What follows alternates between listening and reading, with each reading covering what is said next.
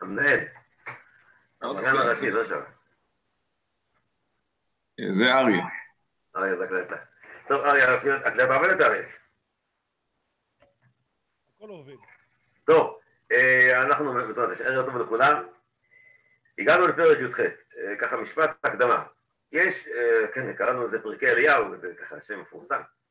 יש מבחינת פרקים, יש בשלושה פרקים רצופים על אליהו, אחר כך יש קפיצות קצת, כן, י"ז, י"ח, י"ט, זה שלושה פרקים שברצף עוסקים רק בנושא של אליהו, עם אחאב, איזבל וכל זה, וזה פרק ראשון שראינו, זה על ההסתתרות שלו, פרק י"ח זה על המפגש עם אחאב, כולל כל האירוע בהר הכרמל, ופרק האחרון, י"ט, בשלישייה, זה מה שקרה עם אליהו בינו לבין השם בהר חורב ובדרך.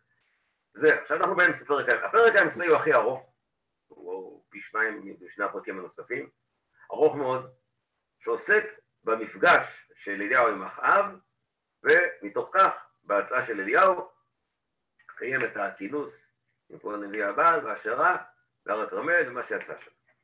אז זה מתחיל, פסוק א', לקראת פסוק בעיר ימים רבים, דבר השם היה אל אליהו בשנה שלישית לאמור לך תראה אל אחאב ותנא מטר על פני הדבר. כלומר בגדול, לא תראה את ההסבר של חז"ל, אבל השם אומר לו די, השלב הזה נגמר. אליהו, אני מזכיר למי שלא זוכר, תחילת הפרק הקודם, הוא גזר בצורת. השם נתן לו רשות, גזר בצורת, קשה, רעב קשה 3 שנים, הוא לא בעסק, הוא נמצא מסתתר, הוא מאורגן ומסודר, ועכשיו אומר לו השם די נגמר, עוברים לשלב הבא. אז קודם כל, נראה שני ביטויים בפסוק הזה, ימים רבים. אז ימים רבים, 3 שנים. ימים רבים בתנ"ך פירושו הרבה זמן, ימים רבים, בלי הגדרת זמן. וחז"ל, שמו לב לשאלה הזאת שלי לפניי כמובן, והם אומרים ככה, שימו לב, מספר אחד. יש את זה בכמה מדרשים, כל פעם זה על משהו אחר, כן, כי פה זה תנחום במצורע, אז על תרומת הזבה. אישה כזוב זוב דמה ימים רבים. לא 7 ימי נידה, מאוד קצר, זבה, זה מי שיודע, כן, כל הסוגיה המפורסמת בנידה, עם כל הבלגן שם, עוד כמה ימים, אחרי הנידות שלה, יש 11 יום, בין נידות לנידות, וזה 7 ימים נוספים. אז מה הסיפור כאן? מה ימים רבים? אלא, כשהיא פורשת מבעלה, הם ימים של צער, והיא כך קרא אותם ימים רבים. כך אומר המדרש, על ימים רבים של זבה. כיוצא בו אתה אומר, בימים רבים ההם, עם ישראל במצרים, והיה מדבר במצרים, וינכו מן העבודה, כפי שהימים רבים קצר, קרא אותם ימים רבים. והבא, וימים רבים, ודבר השם היה אל אליהו, שנה שלישית. ולא ג' שנים, והחז"ל אפילו מצמצמים את 3 שנים. שימו לב, חז"ל אומרים בכמה מדרשים, חודש אחד בראשונה, כל השנה השנייה, חודש מהשלישית, כמו שאומרים להבדיל באבלות, וקצת היום כחולו. אז למה טעמים רבים? אלא לפי שהיו ימי רעב וצער, נקרא ימים רבים. כיוצא בו, בראתו את עושר כבוד מלכותו, את עיקר תפארת ותורתו ימים רבים, 800 יום, אז זה ימים רבים. אלא יומי צער, קורא אותם רבים. בית המדרש מחבר כאן 4 דין בתורה, ועוד 4 אירועים. הדין בתורה זה נידה, והאירועים זה מצרים,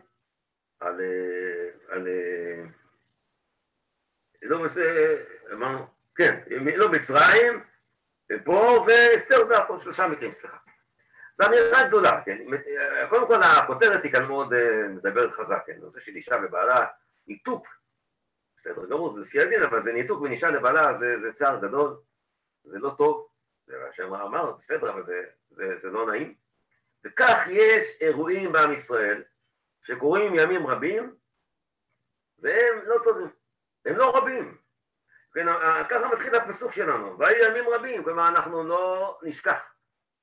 אנחנו עומדים פה במצב קשה, מצב של צער, של רעב, זה המצב שלנו פה. לכן ככה פותח הפרק, שהולכים להגיד לנו, שהשם אומר לאליהו ללכת ולהיפגש עם אחאב ולהפסיק את הרעב, מתחיל הפסוק באמירה חריפה, ויהי ימים רבים כמו מגילת אסתר עם גזירת המן, כמו גלות מצרים, כמו צער של אישה ובעלה, זה המצב. דבר השם היה לאליהו. זה מיתי מאוד נדיר בתנ"ך, דבר השם היה. יש דבר השם, או יש דבר השם היה, יש מעט מאוד פעמים. הראשון, אברהם אבינו, במחזה, זה אל תירא אברהם, שכר הרבה מאוד, ויצא אותו החוצה, בית השמיים, כלומר, הבטחת השם הקדוש ברוך הוא, לעם ישראל, יופי. ודבר השם היה לאברהם. ואחר כך הפעם בתור, זה בשמואל א', בתחילת שמואל, דבר השם היה יקר בימים ההם. שמואל, וזה הקדמה, מי שזוכר, לנבואת שמואל, שמתחיל להגיע שמואל הנביא, ולהוציא את עם ישראל מתקופת השופטים. אז דבר השם היה יקר, ואז השם התנבא על שמואל. ואחרי זה פעם אחרונה לפני פה, זה בסוף שמואל ב', כאשר יש את המגיפה בירושלים, וגד החוזה, דבר השם היה, לך תגיד לדוד, מגיפה, קניית הגורן, בית המקדש. שימו לב, הבטחת עם ישראל, התחלת ספר שמואל, הקמת המקדש, ופה תראה לך. אני מזכיר לכולנו, הרי אם לא היה עושה את הרב, לא צריך לראות את הרב, אלא הוא גזר רב. כלומר, יש כאן אמירה, ראינו בפרק הקודם, שהצורה שהביטויים, או ריבוי הביטויים, שהנביא משתמש בדברים בומבסטיים, זה כאילו משהו גדול גדול, גם פה אותו דבר. עכשיו, הוא אומר לו, עכשיו היה שכר, ויש עוד ימים רבים, שכר כדי להגיד, זה דבר חשוב, יש עוד ימים רבים אחד שלא אמרנו אותו רבותיי, שהמדרש לא אומר אותו, ספר שמואל ב', שכר וספר מלכים וזה פה אצלנו, ספר מלכים. ספר מלכים, נכון, דוד אומר לשלמה לטפל ביואב ובשימי. ואז מגיע שימי לשלמה, אומר לו, אם תשאר בבית שלך לא תעשה שום דבר, כן, פרק ב', פסוק י"א. ויהי, סליחה לפני זה, ויאמר שימי למלך, טוב הדבר כאשר דיבר אדוני המלך, כן יעשה עבדך, וישב שימי ירושלים ימים רבים, ויהי מקץ 3 שנים. אותו דבר. יש עוד פעם בתנ"ך, ימים רבים שהמדרש לא מנה אותה, שזה ימים רבים לא מתאים, כי זה 3 שנים, בדיוק. וזה 3 שנים. זה אי אפשר לא לראות את הדבר הזה. פעמיים כתוב שהיה 3 שנים, ימים רבים, אצל שמעי פיצוץ. כן, שמה דוד אמר לו תטפל בו. המתח הנורא הזה. בין בית שאול לבית דוד, ששמעי הביא אותו לשיא מטורף בברד אבשלום, ודוד לא שוכח את זה. הוא אומר לשלמה, שים אותו במקום. וכשהוא הולך לקרוא הפיצוץ הנורא בין שריד, הייתי אומר מלכות שאול, לבין מלכות שלמה, זה ימים רבים, 3 שנים. גם פה עוד יכול להיות פיצוץ, מסוג אחר לגמרי. זה לא שלמה, זה אחאב, זה איזבל, זה שומרון, זה הנביא הבא, זה נורא, אבל זה פיצוץ. פיצוץ עוד מעט תראה בעזרת השם, לא יודע, היום לא יודע את זה, אבל פיצוץ גדול מאוד יהיה כאן. 3 שנים ימים רבים. עכשיו, אם כן, הוא אומר, לך, יראה לך. למה לראה לך? עכשיו, אמרנו לכאורה ככה שם, אפשר להגיד למה ככה השם החליט. הקדוש ברוך הוא החליט שהוא רוצה שיגמר הסיפור. חז"ל אמרו ככה, כתוב מספר 2 ו3 ו4. ויהיה אחר ימים הדברים האלה. כבר היינו בפרק הקודם בסופו הבאתי מדרש מעבר, בפרק הזה, והבאנו דבר דומה בירושלמי. עכשיו נראה את הגמרא ואת הזוהר. ויהי אחר הדברים האלה חלה בין האישה בעלת הבית, זוכרים בפרק הקודם. באי רחמי למיתן לאקלידה לתחיית המתים. אליהו רצה להחיות את הבן של האישה שהחזיק אותו בבית, רצה את מפתח תחיית המתים, אקלידה. אמר לי 3 מפתחות לא ניסרו לשליח, של חיה, כלומר לידה, גשמים ותחיית המתים. יאמרו 2 בידי התלמיד, 1 בידי הרב. אמר לקדוש ברוך הוא, תשמע, זה מוגזם. קיבלת ממני מפתח של גשמים, כדי לגזור רעב על כל מלכות שומרון. אתה רוצה עכשיו גם מפתח לתחיית המתים? אז הנה 2 אצלך 1 אצלי, אין דבר כזה. אז הייתי, שקילה.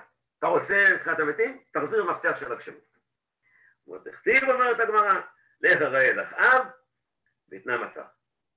ודרש או גלילה כבד רב חיסדא, משל אליהו למה דבר דומה? לגבר דתרקי לגדיה, ועבדי מפתח. כמו אחד סגר את השער ואיבד את המפתח. אליהו סגר את השער במפתח, לוקחים לו אותו, אין לו אותו, כן. הוא עכשיו צריך לפתוח את השער בעל כורחו, כי הקדוש ברוך הוא אומר לו, יאללה, תעזוב את זה, תחזיר את המפתח. אז הוא אומר דבר דומה, 3 מפתחות בידו של הקדוש ברוך הוא, לא מסרם, לא ביד אדם, ביד מלאך, לא ביד שרף, מפתח של חיה, כשם מתחיית המתים, בא להנתה על השניים של כשם מתחיית המתים, אמר רבי יוחנן לא נמסר ביד אדם אחד, דאמר רבי יוחנן שביקש אליהו לחיות את בן צרפית. אמר לה הקדוש ברוך הוא, לא יאות לך לימי בידך 2 מפתחות, אלא תן מפתח הגשמים, מתחיית המתים, כך. עכשיו רבותיי, אני צריך להסביר את המדרשים, את המדרש השלישי נשאיר רגע אחד. אפשר להגיד, להראות את זה בצורה כזאת טכנית. למה אליהו נאלץ לראות את אחיו? כי יש לשם 3 מפתחות, נתן לאליהו 1, עכשיו 2, אמרת לו שהוא אפשר, אפסנות לא מרשה, תחזיר לאפסנות. זה לא ככה. יש כאן 2 עניינים רמוזים במדרש הזה. הראשון, אליהו היה אצל האישה הזאת. אליהו החזיק, כל הפרק הקודם דיברנו, אליהו קיבל מהשם רשות להשתמש, אמרתי, בשכר ועונש טוטלית. אתם זוכרים את המדרש שפתחנו בו, שנפגש עם אחאב, בניחום הבדים אצל חיאל, הוא אומר, מה אני עושה מה שאני רוצה, תראה, אני אראה לך שלא ככה. עכשיו אליהו קיבל מהשם את הרשות, עכשיו אליהו, אבל הוא בסודר. אני אומר, בסליחה שאני אומר עוד פעם את המילה, הצדיק אליהו הנביא הענק, איש האלוהים, אני אומר, זה המסר של הנביא, ראינו כל הפרק, הוא מסודר אצל האישה הזאת. ולא טוב לו שהאישה הזאת אין הילד. איך אומרת, גם אל האישה אשר אני בא לראות אותה, כמסוף הפרק הקודם, מה, ריבונו של עולם? וגם פה יש צרות, למה פה אליהו נמצא? אז הוא זקוק בשביל שלא יהיה צרות פה, לקבל אופציה להחיות את הילד. אומר לקדוש ברוך הוא, אתה רוצה להחיות את הילד? אתה רוצה שאצלך יהיה בסדר? תפסיק לעשות רע לאחרים. אבל זה יותר מזה. יכול המדרש להגיד, סתם את הדבר הזה, אפילו בלי מפתחות, תגיד לו, שמע, אתה רוצה שאני אחיה את הילד הזה? בסדר, אני רוצה שתפסיק את הגשם. המדרש לא אומר את זה ככה. המדרש טורח להגיד לנו, יש 3 מפתחות. מה זה הדבר הזה? למה המדרש מדגיש שיש כאן אני אומר שהוא יכול המדרש להגיד בלי 3 מפתחות. פשוט, תן וכך. אתה רוצה חיים לילד? תביא את הגשם. תסכים שיהיה גשם. למה המדרש אומר 3 מפתחות? תשימו למה הולך כאן. הייתה כאן אבא אמינא שאליהו יהיה יותר מהקדוש ברוך הוא. אליהו פועל בשם השם, לגמרי. והשם נותן לו חוט ארוך. כזה ארוך, שהגיע מצב שאולי הוא יותר אצלו מאשר רוצה את השם. המדרש רוצה להדגיש שלא סתם השם נתן לו רשות, תעצור את הגשם. נתן לו רשות כאילו ממש אומר לו, אתה תהיה מה שאתה רוצה, אתה בעל הבית. אתה בעל הבית. המדרש רגע אחד, בעל הבית לא להגזים, יש אלוקים בעולם הזה. אליהו לא יכול להיות במקום השם. וכשאליהו מגיע למצב שמתוך, הרי למה הוא רוצה להכין אמרתי את הילד? הוא מצטער למשל גם את הגשם וגם את הילד, מה אכפת לו? ולקדוש ברוך הוא לא. אם אתה רוצה להשאיר גם את הבצורת, גם לעשות טוב לאישה שאתה אצלה, זה כבר אתה הופך להיות הקדוש ברוך הוא בעצמך, זה לא הולך ככה. אתה לגמרי בעל הבית על הכל פה, תפסיק. זה מה שנראה לי להסביר שהמדרש אומר את המפתחות הללו, כדי להגיד עד כמה אליהו קיבל חבל ארוך כדי להעניש את עם ישראל, עד כמה שאומר לו, הגזמת. עכשיו המדרש האחרון, 3, הזוהר. סליחה 4. היה הקדוש ברוך הוא מפתה לאליהו שילך ויראה אל אחיו. שאמר לך יראה אל אחיו, ובלי מפתחות. אמר לאליהו, איך אני הולך? ואתה עכשיו לא עשה תשובה, שמתם לב מה כתוב כאן? ואליהו לא שואל מה זה. אני דיברתי איתו, הוא החצוף הזה אמר לי, אתה רואה, עשיתי עבירות ויש גשם, אמרתי לו, לא יהיה גשם. הוא שיתקן את עצמו, מה זה כאן? שיתקן את עצמו. הוא אומר כאן משהו, אני לא מבין מה אתה עושה. אני, שהרשית לי לפני 3 שנים, אחרי המגישה עם אחאב החצופה אצל חיאל בית האלי, הרשית לי להעניש אותו, נו אז זה רציני. אני, כמו שכתוב בקריאת שמע, וסרתם ומילים אחרים. רף השם לכם, ועצר את השמיים, עד שתעשו תשובה, לא? מה, לא ככה אלוקים? עונה לו השם הזה? מה עונה לו השם הזה? ואליהו אומר, רגע, עשינו צחוק. מה, כל המשחק היה משחק, אני לא סתם עצרתי את הגשם. כי אני חושב שאתה הרי כתבת בתורתך. זה מה שאני מזכיר לכם, אחר ואמרנו, כתוב בתורה של משה רבינו, בחרה השם בכם, בצר את השמיים, ואני עשיתי עבודה זרה, מה שבא לי לא קרה כלום. אז אליהו אמר לו, אני כן אפעיל את זה. אני אפעיל את קריאת שמע, סתו. אז הוא אומר לאליהו, אז אמרנו שאלה, אז מה עכשיו הסיפור? מה שמענה לו, שימו לב, תשובה. אמרנו הקדוש ברוך הוא, כשהייתי משקה את עולמי, אדם אחד היה בעולם. השקה את עולמי בעבורו. שמעד יעלה מן הארץ. אף עכשיו לך יראה אל אחיו ואת נעמתו. מה כתוב כאן? מה הכוונה? אומר השם, אליהו, אתה חושב שהכל עובד ככה? שבראתי את העולם, הבאתי גשם. גם שם עשיתי משחקים, היה איש אחד, אדם הראשון. ואת יעלה מן הארץ, לשכת פני אדמה. אתה חושב שזה צחוק? שהכל, לא, אני לא מסכים איתך. נגמר. זה לא, אתה צודק, הוא לא עושה תשובה. הוא גם לא יעשה תשובה אחר כך, אתה תראה חכה. זה אני אומר עכשיו, אנחנו יודעים את ההמשך. זה לא פשוט מה שאתה רוצה. אבל לא משנה, בכל מקרה, הסיפור הזה נגמר. עכשיו חוזרים להנהגת השם. עכשיו בגשם, אני רוצה גשם. אני רוצה להפסיק את העונש שלך. להפסיק את השימוש שלך, שקיבלת רשות. בענישה ולהביא גשם. טוב, אז נראה מה קורה עכשיו. הרב, אבל מה התשובה פה? למעשה, האדם הראשון היה עוד לפני החטא, לא? ודאי, לא, מה שאמרתי, זה לא מצד החטא והתשובה, זה לא קשור לחטא, זה התחלת העולם, זה בריאת העולם. מה שברא העולם בשביל עונש ושכר? בורא עולם שיהיה עולם. אדם אחד, היה גשם, כי ככה העולם עובד. אומר לו השם, לא, אני אומר שוב, אומר לו השם, לא אליהו, חוזרים חזרה למה שאני רוצה. הרשות שקיבלת ממני, ללחוץ על הכפתור הזה של העונש, חזק, נגמר, די, עכשיו הולכים לפאזה חדשה, פאזה חדשה זה הפרק שלנו, זה הר הכרמל, גם שם חכה, נראה גם נגיע לשם, גם שם אליהו, יעשה הרבה דברים גדולים. השם אומר לו, לא הבנת אותי, זה לא שאתה רוצה, אני לא רוצה שתמשיך, כמו שאמרתי, גם המדרשים על המפתחות אומרים את זה, אליהו, השם מפסיק לתת לו את האישור לעשות את הנוסחה הזאת של שכר ועונש, אז הוא אומר לו, די, נגמר, זה הסיפור. לא שאדם הראשון היה רשע, חס וחלילה, זה לפני החטא, אתה צודק. אז מה זה פרשת הוא אומר, אתה נלך אל אחיו, בבקשה. אז מה זה פרשת והיה עם שמוע? השם שאלה על כל התנ"ך הזה. ברור שיש בעיה עם שמוע, אבל למה יש גבולה בלי תשובה? וזה אנחנו רוצים לדבר על אליהו, אחר כך אנחנו בהתחלה רק, לא? זה אליהו. זה אליהו, בסדר גבולה, תשכח את זה, נכון? יש בהם שמוע, ויש גם רבי יהושע שאמר, גבולה לא תהיה בתשובה, והוא גם אומר קריאת שמע כל יום פעמיים, אני בטוח. אני מניח, בטוח לא רק מניח. אתה שימו לב, אומר לך ויראה לך. זה יראה לך? לך תכבוש את החם, זה תראה, לך תכבוש אותו. אז קודם כל הפשט, אתה נסתר, אתה תראה. השם מדגיש, אני רוצה שתראה לך, ואני הרשיתי לך להתחבא. שלוש, אני מתחבא מתחת האדמה, אף אחד לא יודע לך כלום, רק אני ידעתי איפה אתה נמצא. אף אחד לא יודע. והאישה אלמנה הזאת. האורבים. עכשיו נגמר, רואים אותך.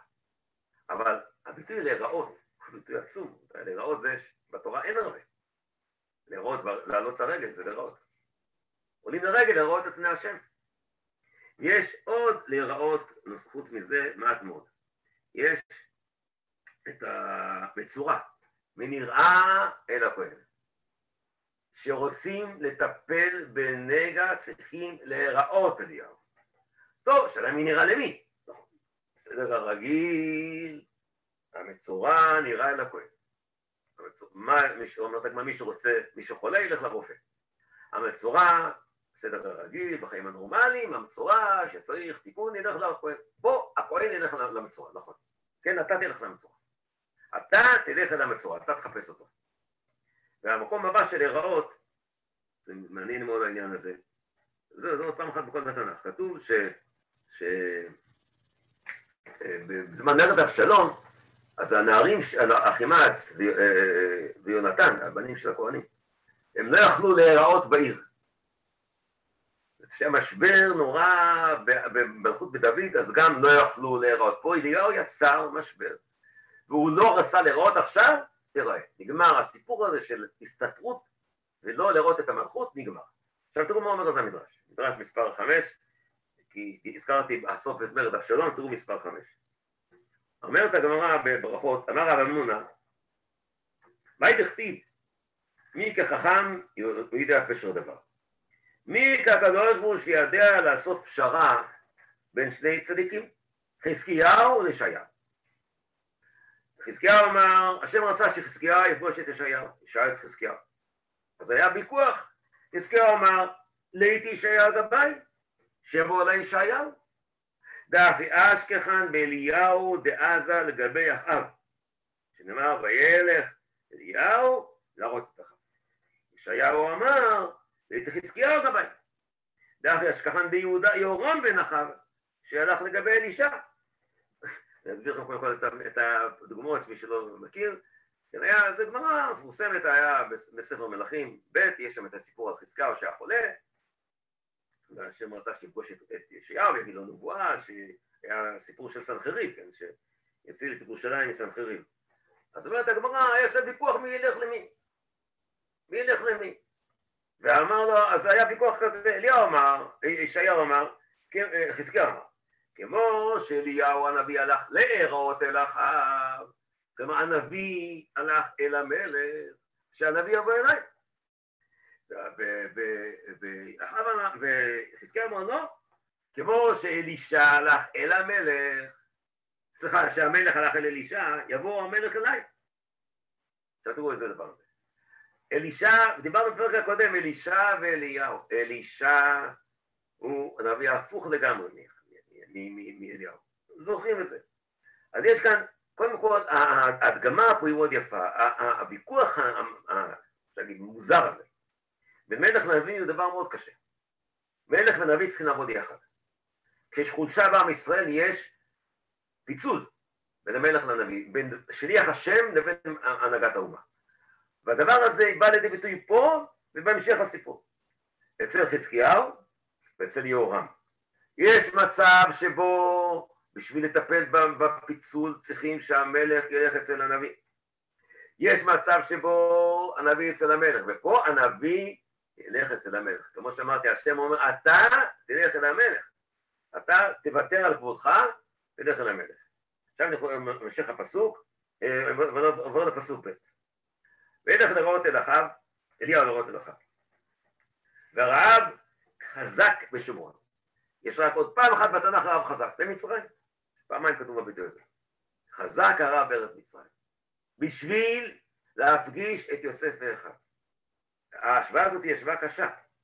שהיה פיצוץ גדול בבית יעקב, ומכרו את יוסף בכל ירידת גלות מצרים, השם בשביל ליצור פגישה עשה רעב חזק. וכשיש פיצוץ מסובך, לגמרי לא דומה, אין מה להשוות כאן, לא, אין צדדים שונים, אליהו ואחיו, אחיו הוא איש לא כמו אחים בני יעקב הצדיקים. אבל הרעיון, הנביא אומר רעב חזק להגיד, זה דומה בעיקרון של ניתוק ופיצול בתוך עם ישראל, וצריכים לחבר הרעב לצורת החיבור עכשיו. ואז פסוק ג' ויקרא אחאב, לכאורה, אני אומר משפט הקדמה, בסדר שיראה אותו. אליהו יכול לראות את אחאב בלי בעיה, איך אומר לו אחר כך עובדיהו, רוח השם ייקח אותך לאן שאתה רוצה. אליהו הוא נביא אלוקי. מה הבעיה שאליהו ילך אל אחאב? אמרנו, כבר הכל ברור. השם אמר לו תחזיר את המפתח, השם קבע שיגמר הרעב, השם אמר לו לך תראה אל אחאב, אז שילך לראות אל אחאב. למה השם מגלגל את כל הסיפור של עובדיה? בוא נתחיל לראות אותו. למה צריכים את עובדיה? למה צריכים לגלות שבעצם אחאב מחפש אותו? אחאב מחפש אותו, ועובדיה ביניהם. עכשיו בוא ניכנס לסיפור של עובדיה המוזר הזה.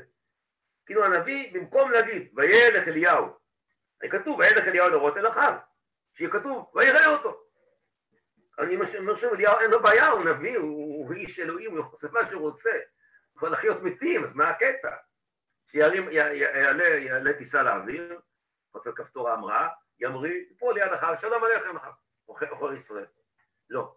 הנביא רוצה לספר לנו שזה יהיה דרך דמות נוספת, עובדיה.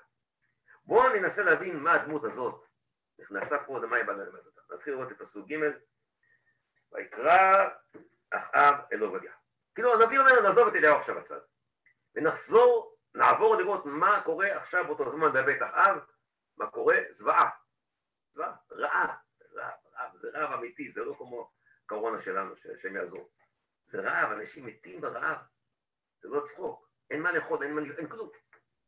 ואז בבית אחאב קורה התרחשות מעניינת. ויקרא אחאב אל עובדיהו, אשר על הבית, עובדיהו היה ירא את השם מאוד.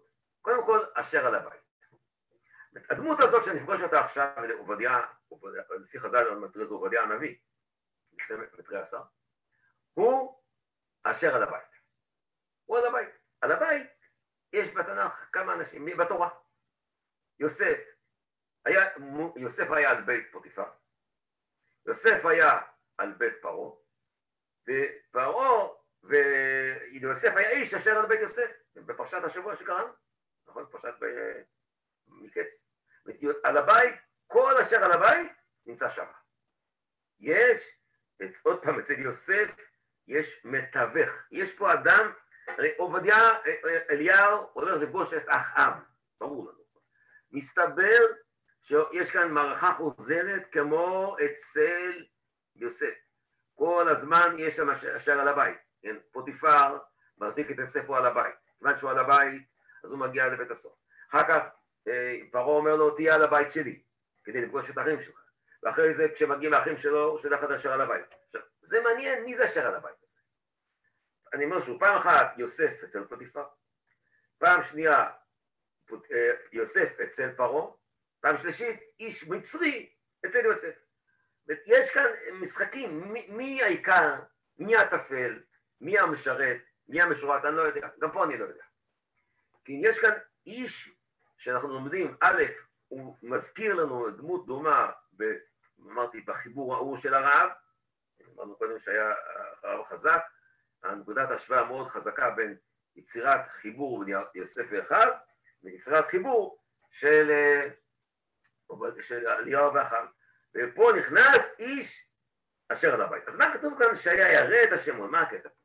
אומרת מדרש חז"ל מספר 6. מה זה ירא את הבית? ירא את השם. ויקרא אחאב אל עובדיהו, אשר על הבית. עובדיהו היה ירא את השם מאוד. מה יקרא? מה למדתי? מה זה קשור? למה הנביא אומר שהוא ירא את השם? הוא שח הכל הולכים לספר לנו שאחאב אמר לו, הולך תמצא חציר. נו בסדר, גם מי שלא ירא השם יכול למצוא חציר. מה הקטע פה? אומרת הגמרא. אמר רבי יצחק אמר לי, ויעקב כתיב ניחשתי ויברכני השם בגללך. כך אומר לבן ליעקב. יוסף כתיב, ויברך השם את בצרי בגלל יוסף.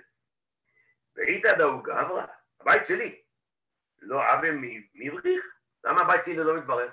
שמא לא יורה אלוקים אתה.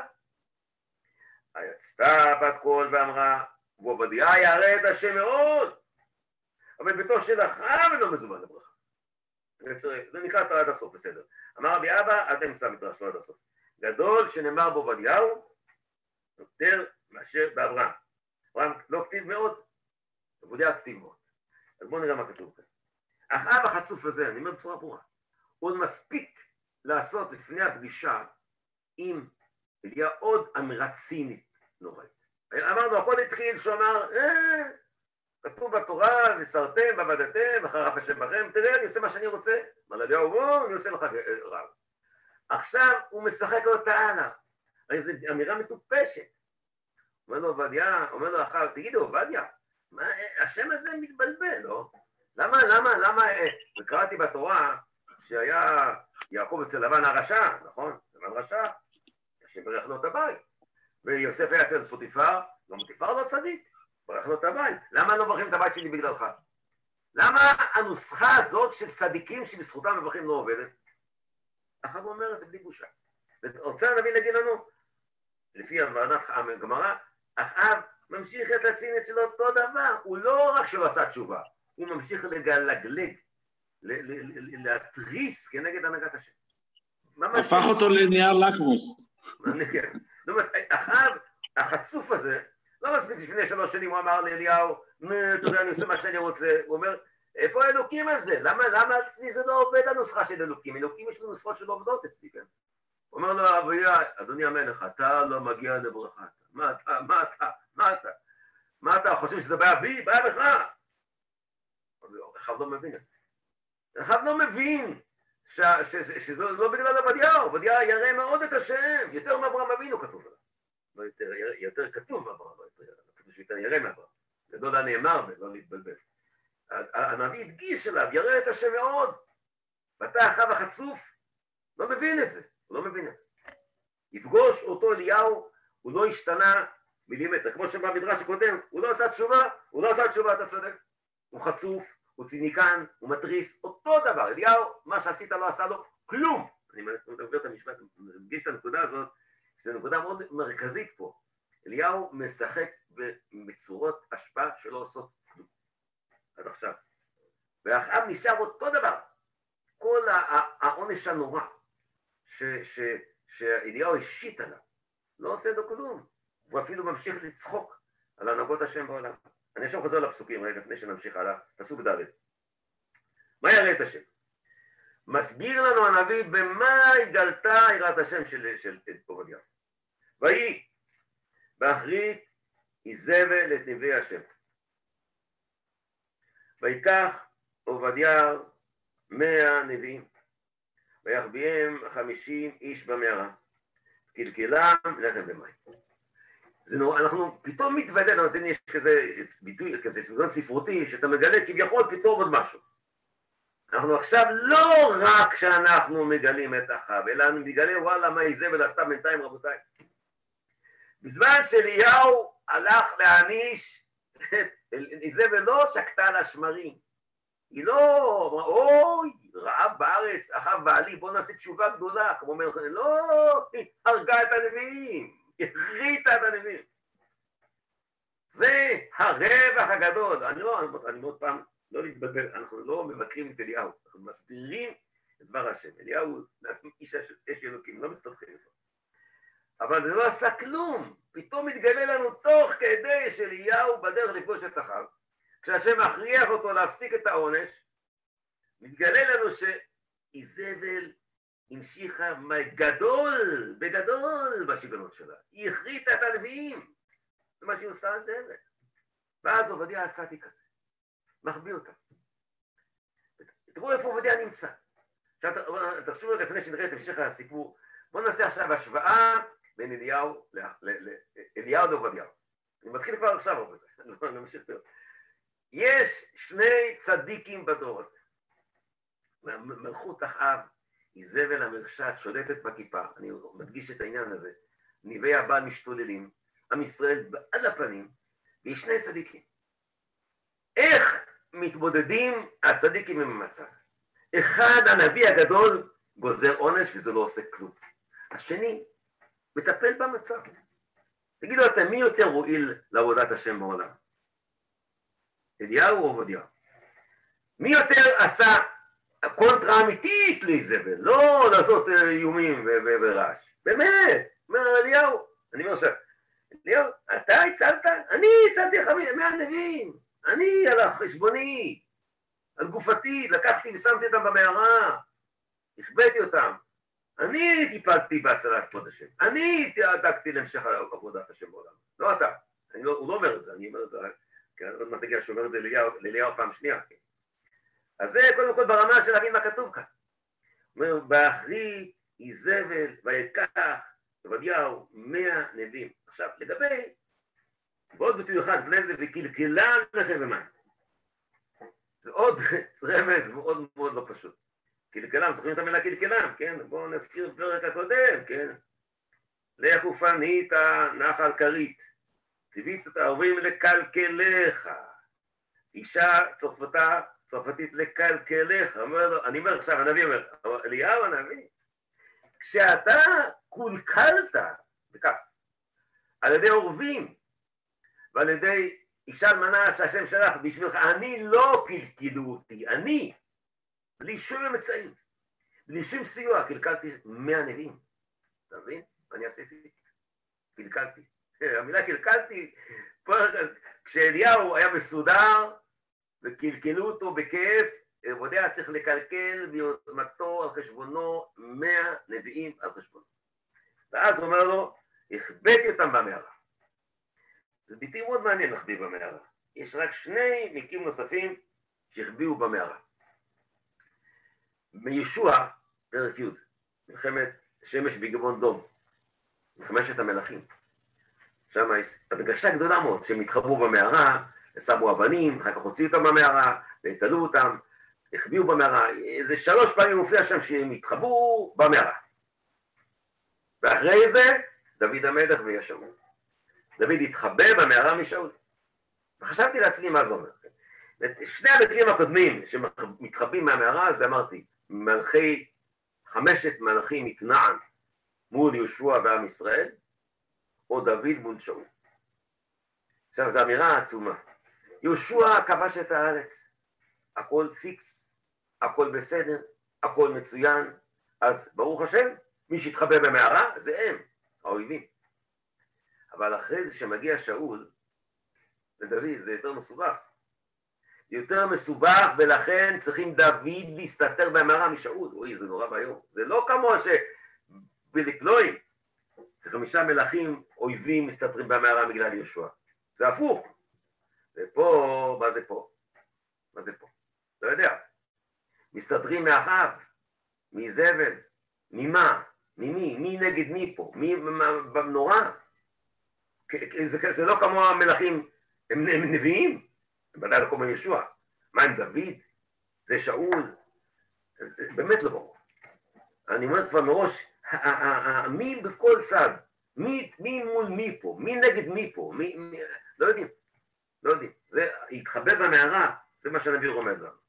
ואז אני עובר יש גם את לוט לביטוי. כן, זהו. עכשיו אני אראה את הביטוי. גם לחם ומים, כן, היה אצל אליהו. עכשיו תראו בוודאי את המשך הגמרא במספר 6. אמר, עכשיו יש לנו כמה מדרשים חשובים על העניין שעובדיהו החביא נביאים במערה. שימו לב. הרב שומע? בבקשה. גם לוט ובנותיו היו במערה. מספר 6, רואים מספר 6? גם לוט ובנותיו היו במערה. כן, לא כתוב שהתחברו, אני יודע, ודאי. לא כתוב שהתחברו במערה. אני יודע, אתה צודק, זה דומה. אמר רבי יצחק, נעמה זכה עובדיהו לנביאות, ושהחביא 100 נביאים במערה. למה 50? אמר רבי אלעזר מיעקב למד. אמר והיה חנן ישר לפתע. רבי אבאו, טוב אני אצא רגע במקום הזה. רבי אבאו אמר שמערה מחזקה יותר מ-50. כן, יש כאן אמירה מאוד מעניינת. עובדיהו זכה לנביאות. עובדיה זה האיש אשר על הבית של אחיו. תחשבו בכלל על הדבר הזה, מה הוא עושה שם? איך הוא הגיע לשם? איך סידר השם שבפנים הבית של המלך הזה, של איזבל, שהכל בלגן בגללה ובגלל אחיו, נמצא איש צדיק תמים, ירא השם מאוד, וזוכה לנביאות. עוד פעם אני מדגיש את הצד הזה של מול אליהו. כשאליהו מתחבא שמה, הוא פועל, מתרומם, מזדכך, מוסר את הנפש, מגיע להיות נביא. עכשיו נראה את המשך הגמרא ואת המדרשים הבאים לגבי עובדיהו בכלל. מאוד נקרוא את זה, זה קרא מההתחלה. אמר הקדוש ברוך הוא, יבוא עובדיהו עכשיו עובדיהו, משפט הקדמה לכל המדרשים הבאים, עובדיהו אתם יודעים בסתרי עשר, נביא קצר מאוד, נכון? אז מה הוא מתנבא, אתם זוכרים? רק על אדום. רק על אדום.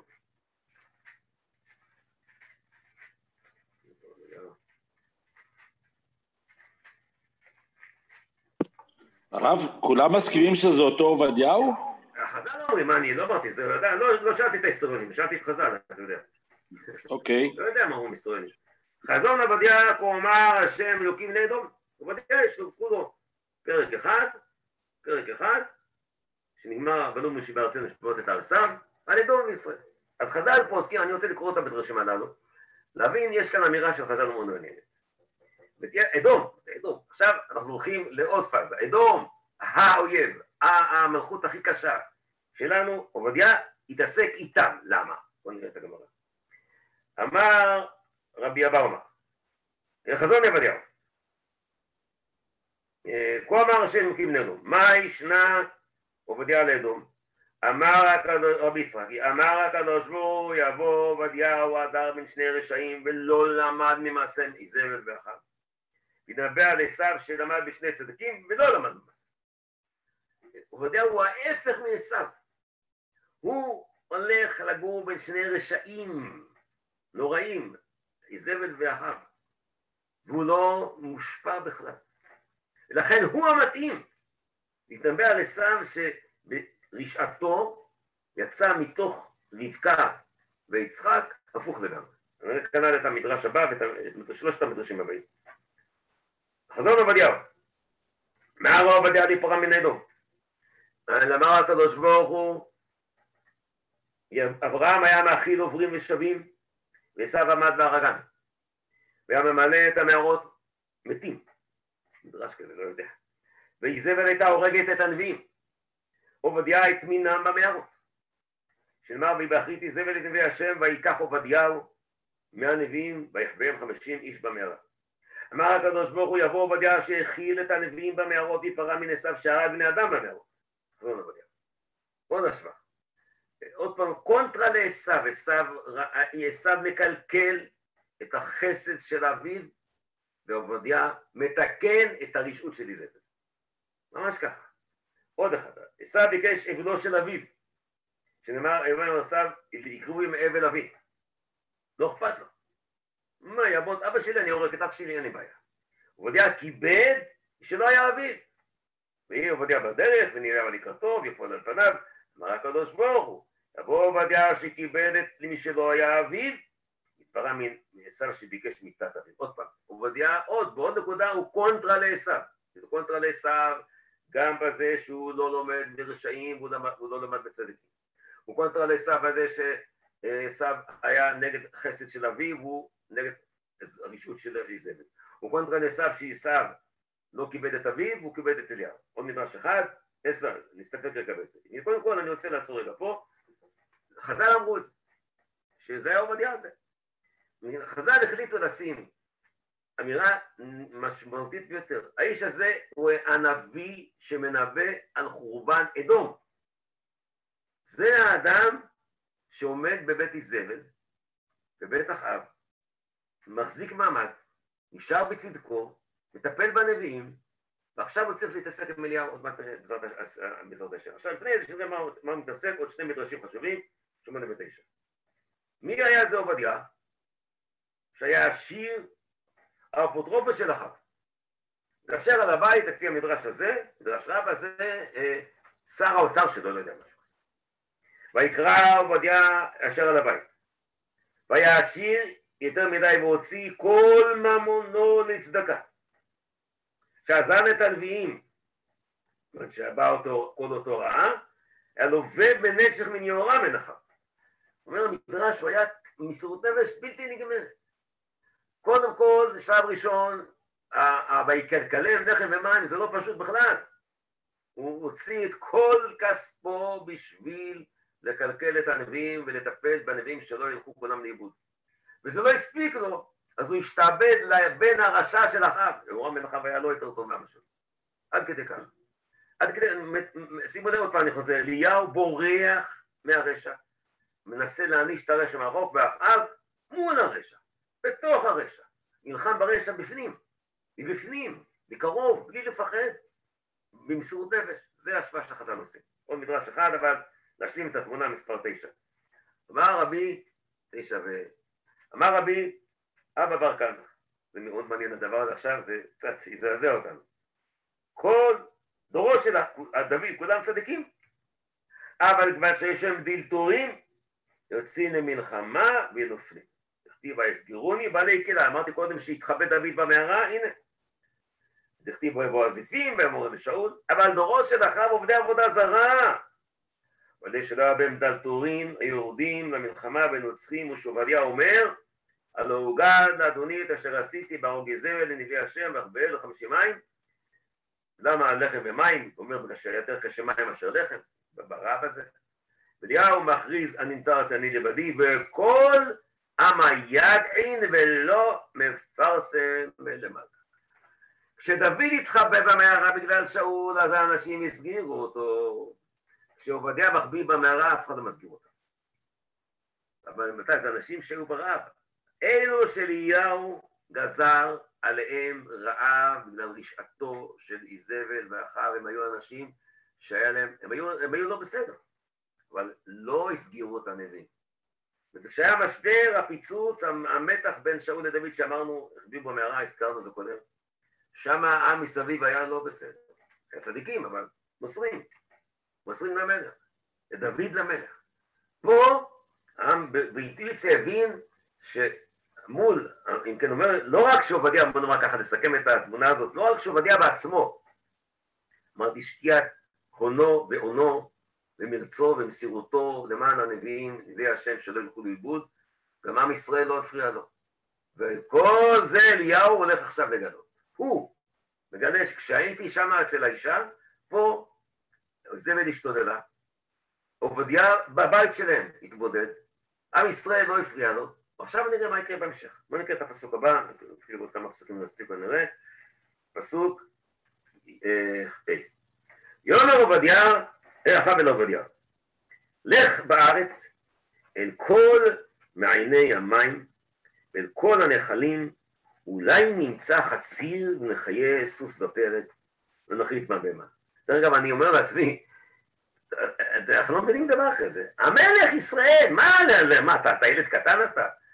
תראו לעצמו שראש הממשלה יגיד, יש רעב, הולך יחד עם הראש לשכה שלו לחפש מים. מה, אין לך משרתים? אחאב הולך בעצמו כמו אדם פשוט, מוזר, איש מאוד מוזר, נגיע בעזרת השם במשך נראה את המורכבות שלו. אחאב בעצמו אומר, עובדיה, יאללה בוא נהיה אתה נחפש מים, חציר, משהו לאנשים פה, מה נעשה? ויחלקו להם את הארץ, לעבור בה. עכשיו שימו לפני שנראה את כל הפסוקים האלו, יש כאן, מה זה לך בארץ? לעבור בה? מה זה הדבר הזה? זה מזכיר את ארץ ישראל. לעבור בה, כתוב הארץ אשר עברנו בה, המרגלים. הם כאילו עושים, מה עניין הארץ פה בכלל? למה מדגישים את הארץ, לעבור בה, יחלקו את הארץ? אנחנו נחפש מים.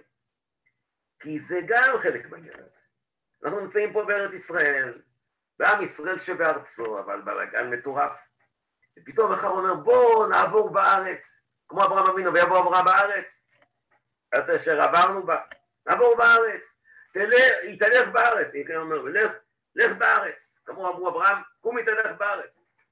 וישוע אומר, בסוף ישוע, באמצע ישוע, שהוא עושה את חלוקת הנחלות, הוא שולח אנשים למדוד את הארץ. כתוב, לכו בארץ, ויחלקו את הארץ. יש כאן ביטויים של חלוקת הארץ, של מרגלים שבאו לארץ, של אברהם אבינו, כאילו אחר, באיזשהו מקום, באופן, לא יודע, תת-הכרתי, הוא נמצא פה בארץ ישראל. שאברהם אבינו הלך בה, ישוע חילק אותה, אבל הכל הרוס, הכל מסובך, הכל על הפנים. ועכשיו נחזור לעוד כמה מילים בפסוקים הללו. תראו, הביטוי, מעייני המים. יש עוד פעמיים ביטוי כזה בתנ"ך. מעייני בכלל. בהמשך הספר, אלישע עוזר למלך ישראל ומלך יהודה, לנצח את המואבים, הוא אומר, את המעייני המים שלהם תסתמו, אבל הוא נותן להם מים בשפע. את מעייני המים, זוכרים את השבועות לאלישע הרבה? עוד פעם. אלישע יעזור לסתום מעייני מים של האויבים, ואליהו סותם מעייני מים של ישראל, זה הסדר שלו. ויש עוד ביטוי אחד מעניין, הוא שבתם מים מששון עם מעייני הישועה. אולי, מי יביא את הישועה? אליהו. עכשיו אליהו סתם את המעייני. כשיגיע הזמן, הוא ידאוג לבשר לנו על המעייני הישועה בעזרת השם. והביטוי הנוסף פה שרציתי לומר פה, נחלים. נחלים, יש נחל אחד שעובד יפה מאוד, עד שהוא יתייבש. הוא אומר אחריו, הנחלים, יש משהו בנחלים? יגידו לו, אדוני, את הנחלים שתה אליהו את הכל, תסתכל מה כתוב בפרק הקודם. ועוד ביטוי אחד, אולי נמצא. רק ביטוי אחד כזה יש דומה, אולי יימצאו שם 40, אולי יימצאו 30, אולי יימצאו 20, אולי יימצאו 10, באותו ביטוי, אין בכל התנ"ך, אולי נמצא, אולי מצאנו, כלום. זו אמירה גדולה, אברהם אבינו בסדום, עומד לפני השם, אולי ימצאו שם 30. ופה אליהו גזר רעה, והם, אולי נמצא קצת מים לשתות לאנשים שלנו. זה מה שהם אומרים לנו כאן. ואז אני ממשיך הלאה, ויחלקו את הארץ לעבור בה, אחאב הלך בדרך אחד לבדו, אליהו הלך בדרך אחד לבדו. בדרך אחד, כתוב בתנ"ך, בתוכחה, או בברכה או בקללה. בברכה בדרך אחד יצאו אליך, ושבע דרכים ינוסו לפניך. בקללה, בדרך אחד תצא אליו, שבע דרכים תנוס לפניו. בדרך אחד פרושו הולכים. הולכים כשהכל טוב, אנחנו הולכים טוב. והאויבים מתפצלים ומתפזרים. וכנ"ל הפוך. פה בדרך אחד, בדרך אחד, עובדיה. יש פה פיצול בדרך אחד, הוא הולך כמו פיצול, כמו שהאויבים בדרך אחד ומתפזרים. הביטוי הזה בדרך אחד אולי בא להגיד שעובדיה הוא לא עם אחאב, הוא נמצא שם במסירות נפש, אבל הוא ואחאב לא יכול, עוד מתחיל את ההמשך שהוא יפגוש את אליהו לפניו. ואומר הנביא, ויהי עובדיה בדרך, הנה אליהו לקראתו, ויקרהו, ויפול על פניו, אומר, אתה זה אדון אליהו? ואומר לו, אני, לך אמור על אדונך הנה אליהו. ואומר, מה חטאתי כי אתה נותן את עבדך ביד אחאב להמיתני? מי אמר להמיתני? להמיתני אמרו, אנשי, בלת העוף. אמר לשאול, היא לא ידעה שזה שאול. למה אתה בא להמיתני? פוחדת שיספר אותה שהוא יגלה לשאול, היא לא ידעה שהוא שאול בעצמו. וכאשר שאול הולך בצורה מסובכת בסוף מלכותו אל אישה בעלת עוף שצריך להרוג אותה, אז הוא אומר, באת להמיתני, ופה הוא אומר, אתה תשלח את אליו, מה אני אעשה ממחב? מה אני אעשה עכשיו אצלו? אתה שלח אותי אליו? אחרי שאני גיליתי אותך? אחרי שאני יודע שאתה פה, שאתה אליהו? בוא נקרא את ההמשך. חי השם. דרך אגב, נותן את עבדך ביד, לתת ביד. בכל התנ"ך זה רק הקדוש ברוך הוא. לתת ביד פירושו, אתה תגרום לי למות, זה הכוונה. לתת ביד את אויביך, או אויביכם, או אותנו ביד האויבים. פה אתה נותן אותי ביד אחת. אתה, כמו שהשם, כשאנחנו טובים, נותן את אויבינו בידינו לנצח אותם. כשלא טובים חלילה, נותן אותנו בידינו לנצח אותם. אתה תגרום לי שאחאב יהרוג אותי, ימית אותי. ועלה שימו לב, חי השם אלוקיך. אם יש גוי וממלכה, שלא שלח אדוני שם לבקשך, ואמרו אין, שביע את הגוי בממלכה, אם לא מצעק. על הפסוק הזה, יש מדרש חז"ל, וקודם כל חי השם אלוקיך, דרך אגב, חי השם אלוקיך, כתוב בפרק הקודם, חי השם אלוקיך אם יש לי מעוג, כי אם לא, כך כן. דרך אגב, שכחתי להגיד דבר חשוב, שכחתי להגיד בתחילת השיעור, הזכרתי דבר חשוב. בשנה השלישית לא אמרתי. בשנה השלישית כתוב עוד פעם אחת. בשנה השלישית שנת המעשר ביור ומעשרות. כן, אני עושה את התחלת הפרק. דבר השם היה בשנה השלישית מתנות עניים. מתנות עניים זה בשנה השלישית נותנים, ויוצאת את כל שנת המעשר, ונתת ללוי, לגר, ליתום, לאלמנה ושדהו. וכאן, איזה מתנות עניים, אין כלום, כולם הולכים למות פה. אני חוזר לפסוק שלנו. אז חי השם אלוקיך. דיברנו שם בפרק הקודם. הוא אומר, חי השם אשר לא יהיה כמו שהאישה אמרה לו, חי השם אלוקיך. למה אלוקיך? כי אתה עשית את זה. גם עובדיה מדבר ככה. מה זה, לא אלוקים שלך? לא, לא בקטע הזה. חי השם אלוקיך, שהוא בא להגיד לאליהו, שמע, מחפשים אותך בכל העולם, אני נשבע בשם שלך. כמו שהאלמנה אמר לו, אני נשבעת לך בשם שלך שאני מה לאכול. הם כולם אומרים לו, אליהו, אתה ואלוקים עושים מה שאתה רוצה, ואני עכשיו הולך למות בגללך, לא מספיק מה שעשית עד עכשיו, אז אני קורא את המשך הדברים. אם לא, אם יש גוי וממלכה, שימו לב, זה מדרשי חז"ל פה מספר 10 ו-11 ו-13 ו-12. דנו רבנן, שלושה מלכו בכיפה, ואלה אחאב, אחשוורוש ונבוכדנצר. אחאב דכתיב חי השם אלוקיך, אם יש גוי וממלכה שלא שלח אדוני לבקשך. ולא דבי ממליך עליו, איך אני משביע אותם? לא יכול להשביע אותם. נבוכדנצר דכתיב, והגוי ממלכה שלו לא יעבדו אותו, ימותו. אחשוורוש, מלך 121 מדינה, מדרש הבא שימו לב.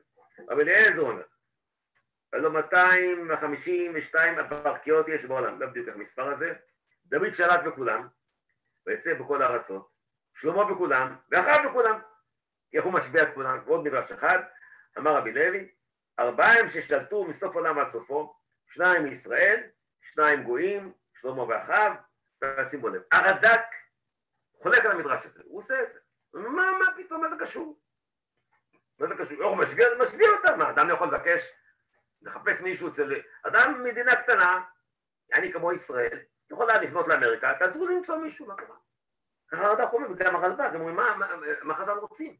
אחאב היה מלך בכיפה, בקושי מלך על עצמו, והיה לו מלך על עמו בקשה לו. אבל כתוב בזה כאן רבותיי, זה מדרש חז"ל, ואני רוצה להוכיח את חז"ל מהכתובים. גוי וממלכה, כתוב רק עוד פעמיים בתנ"ך. פעם בירמיהו על מלכות בבל, שמי שיעבוד את בבל, אומר ירמיהו לעם ישראל, תעבדו אותם כי אין מה לעשות. ופעם אומר ישעיהו בגאולה, גוי וממלכה אשר לא יעבדו אתכם, יעבדו. גוי וממלכה זה ביטוי של שליטה על העולם, נקודה. וחז"ל דרשו את זה, אני במחילת כבוד הרד"ק, והרלב"ג, כן. חז"ל אמרו, אם כתוב כאן, אם יש גוי וממלכה, ביטוי ייחודי כזה, שכתוב רק עוד פעמיים, או שליטת בבל האימפריה בזמן חורבן הבית, או שליטת ישראל בגאולה, אז אחאב היה שם. הוא היה שלישי שנאמר עליו גוי וממלכה. זה לא שהוא היה, אני לא חושב שכוונת חז"ל, אני מתווכח עם הרד"ק פה, כן? שהוא היה מלך העולם.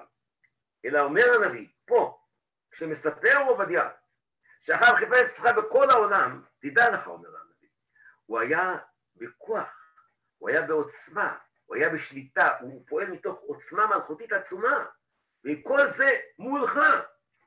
הוא אומר, אחאב, שהגיע להשוואת מילים בתנ"ך והבנת חז"ל, במדרשים שהבאתי לכם, עם שלטון, עם כוח, עם עוצמה, עם השפעה בכל העולם, כל זה, אליהו, הוא עושה כלפיך.